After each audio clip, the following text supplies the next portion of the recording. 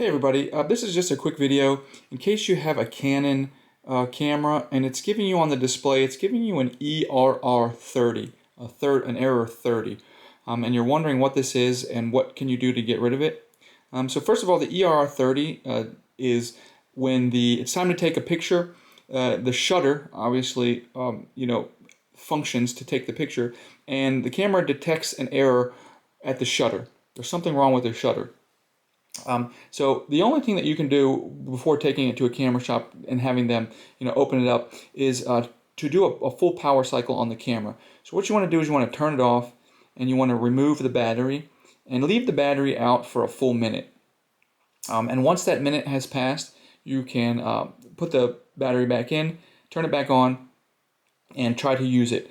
And hopefully, that will clear out the error, and hopefully it doesn't come back. And if it does come back, at that point, you're going to need to have it looked at by somebody, by a Canon expert.